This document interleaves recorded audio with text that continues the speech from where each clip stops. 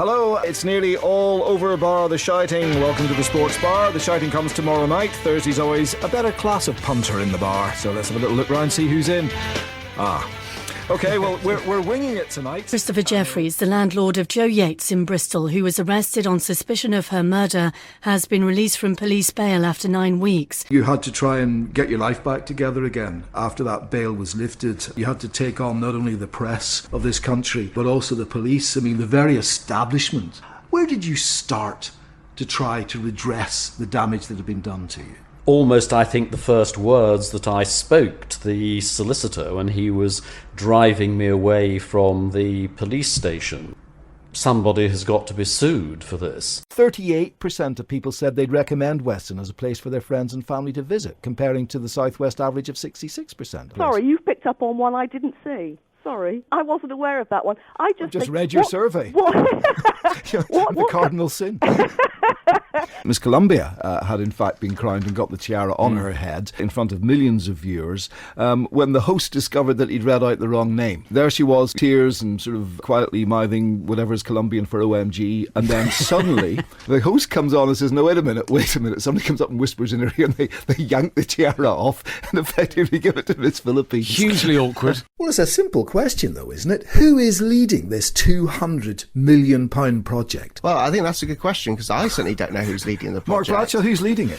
Well, it needs leadership. Well, who is leading it? Well, it needs leadership. Who is supposed to be in charge of the project? Who is supposed to be in charge of it? Ultimately, it is the 4 leaders of the local authorities, and in the case of Bristol, it is the Bristol elected mayor. Are you leading it, George Ferguson? You're the mayor of Bristol. Mark Bradshaw was until a couple of weeks ago. So I think that this is a wonderful opportunity and is going to transform the way we move around this city. Once we know who's leading it. Once we know who's leading it. All right, George Ferguson. No, once we know who the operator is. Right, okay. Thank you very much indeed. Don't catch you out like that, Steve. You were up, twice, weren't you, for murder, and you were acquitted both times. How did you feel then, Frank Fraser, at that stage of your life, that I'm worthless, that I'm useless, or did you still have this arrogance against society? You never feel that, because when you went down the road that I went down, this was something that could happen.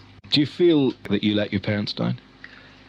Yes, in that sense, yes, that is the sad bit, because they were such lovely people. How can you say then, Frank, that you would do things the same if you had your chance all over again? Why don't you say at this stage now that, put me back to the age of 13 or 12 or whatever, and I'll steer clear, I'll go the other way? No, you might laugh at this or you might frown at it, Steve. It's your right anyway to accept it wherever you wish. If I could put myself back to 12 and 13, I'd somehow see that I never got caught. The Media Show with Steve Le Fevre on 909 and 693 medium wave, 5 Live. This week, Channel 4 were forced to pull Daddy's Girl at the 11th hour. Embarrassingly, the daddy involved turned out to be the girl's fiancé, Stuart. Basically, you lied, didn't you? Yeah, I had to lie, yes. But you didn't have to lie, you did lie. Well, OK, I did lie then, if you want to put it that way, but I did it for a reason. I wanted to teach Channel 4 a lesson. They do it to other people, so this has happened to them now, you see. They do what to other people? Well, they make fly-on-the-wall documentaries when it's not strictly true. You know, they have them reenacting it and sort of turn it into a drama rather than a documentary. Karen Brown is Deputy Director of Programmes for Channel 4. 8 months of filming, Karen, £50,000 apparently of money lost. If you're doing a documentary of this kind where you spend a lot of time with the subjects, are you not amazed that somebody didn't twig that these people were not who they said they were?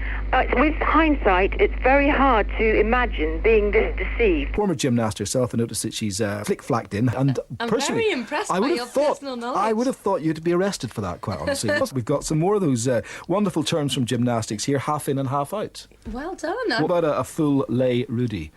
Well, you see, there are lots and lots of skills that are doing. That's not used or not performed very much at the moment, but it should be used more. Sukaharas, Yuchenkos, yes. You name it. So what is a full lay Rudy? I have no idea. See the way she was waffling round that without answering the question, saying how often it's used, and she's no idea what it is. What does this say to the people using the service and the 60,000 vulnerable people who are relying on you? Well, the report also says that most people were very happy with the service that they received, and they praised the work that we were doing. I'm asking you about failing 4 out of 5 criteria and the Care Quality Commission saying it's not good enough. It's worrying the staff, it's worrying the regulator.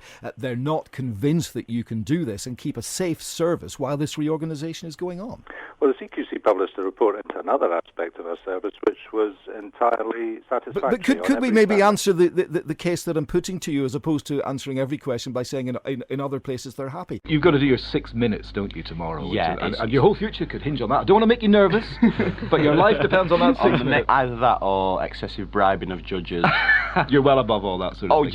Yes. What would it mean? No, not at all. We will hear more from you, let's hope. Anyway, thank you very much indeed for coming in and joining us. Sadly, that is about it from Edinburgh. Back in sunny Manchester next week. I'm Steve Le Fevre. Till then, bye-bye. The Media Show with Steve Le Fevre on 909 and 693 medium wave 5 live.